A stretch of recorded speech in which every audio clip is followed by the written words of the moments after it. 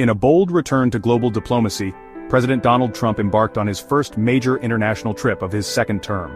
From May 13th to 16th, he visited Saudi Arabia, Qatar, and the United Arab Emirates, forging historic agreements worth over $4 trillion and shaking up the balance of power in the Middle East.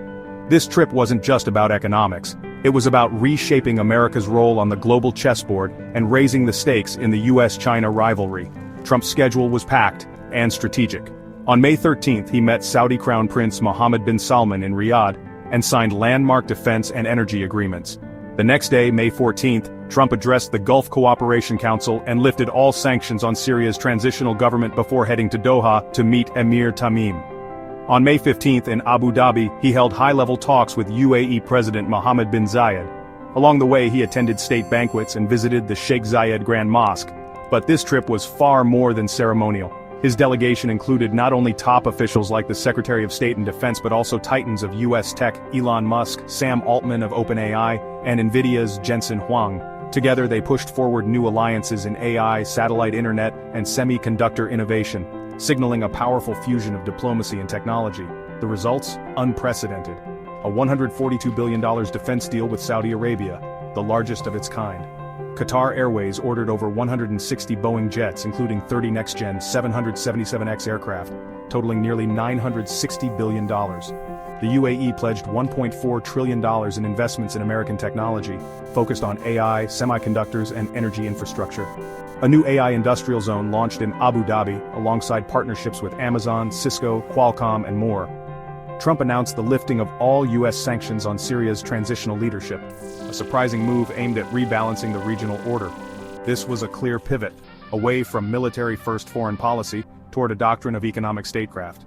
These massive deals are set to deliver a short-term economic boost at home.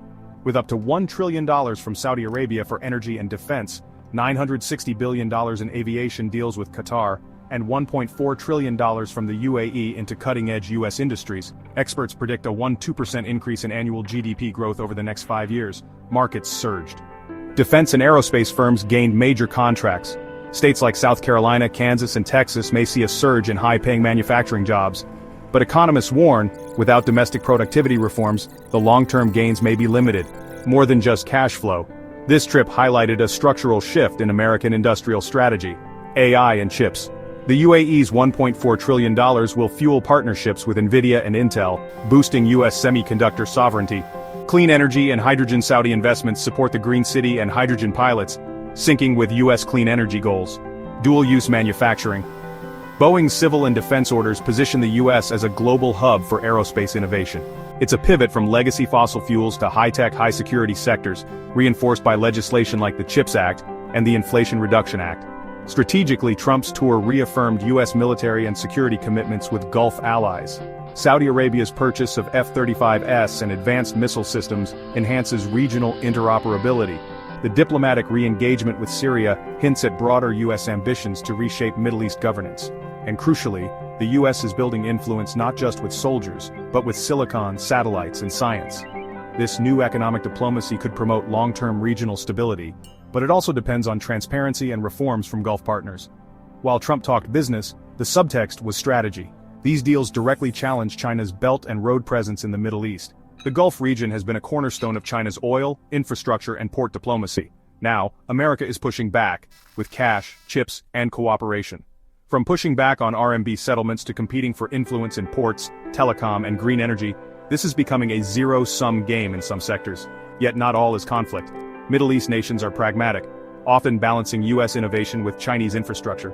Saudi Arabia still supports UN oil trades. The UAE still participates in China's digital currency pilot. There's space for both powers, for now. Trump's Middle East trip marks a new chapter in America's global strategy. It's not just diplomacy, it's a high-stakes economic chess move, designed to secure allies, outpace China, and restore U.S. leadership. Not by force but by investment, innovation, and influence.